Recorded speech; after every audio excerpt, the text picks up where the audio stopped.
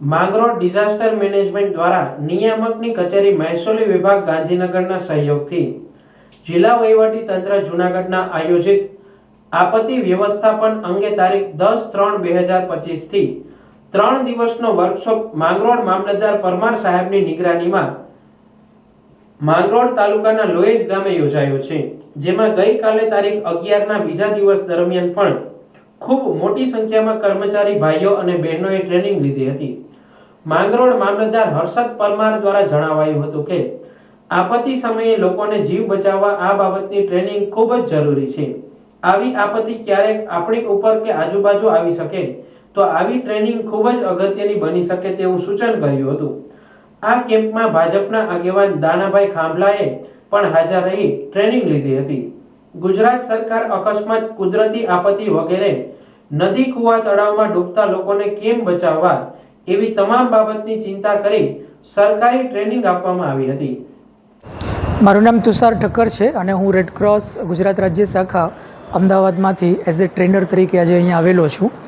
આ જે ટ્રેનિંગ છે તે ગુજરાત રાહત કમિશનર કચેરી શ્રી તેમજ ગાંધીનગર મહેસૂલી વિભાગ અને જિલ્લા કલેક્ટર શ્રીના માર્ગદર્શન હેઠળ આજરોજ માંગરોળ ડિઝાસ્ટર મામલતદારના માર્ગદર્શનથી લોહેજ ખાતે અલગ અલગ ટીમ માટે ડિઝાસ્ટર મેનેજમેન્ટની તાલીમનું આયોજન કરવામાં આવ્યું છે।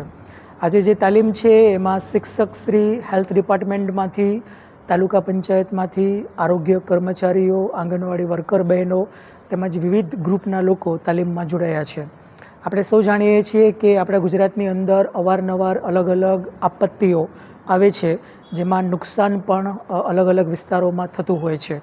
તો આપત્તિઓને આપણે રોકી નથી શકતા, પણ આપત્તિઓથી જે નુકસાન થાય છે એમાં ચોક્કસ આપણે ઘટાડો કરી શકીએ છીએ જો એવા સમયે શું કરવું જોઈએ અને શું ન કરવું જોઈએ તેની સમજ સ્થાનિક લોકોમાં હોય તો।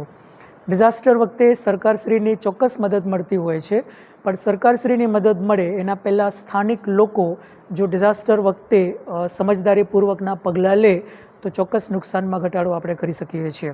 તો આજની તાલીમમાં ઇમરજન્સી ફર્સ્ટ એડ એટલે કોઈને હાર્ટ એટેક આવે ત્યારે CPR કઈ રીતે આપવાનું, રોડ એક્સિડન્ટ થયું હોય તો આપણી પાસે જે હાજર છે એનો હથિયાર તરીકે ઉપયોગ કરી પાટા કઈ રીતે બાંધવાના, ક્યાં આગ લાગી હોય તો ફાયર એક્સટિંગ્વિશરનો ઉપયોગ આપણે કઈ રીતે કરી શકીએ છીએ, જો ફાયર એક્સટિંગ્વિશર આપણી આજુબાજુમાં અવેલેબલ ન હોય તો જે પણ આપણી પાસે અવેલેબલ છે એનો બેસ્ટ યુઝ આપણે કઈ રીતે કરી શકીએ છીએ, એવા વિવિધ વિષયોને આવરીને અલગ અલગ લોકો માટે આ વર્કશોપ, સેમિનાર તેમજ 3 દિવસની તાલીમનું આયોજન કરવામાં આવ્યું છે।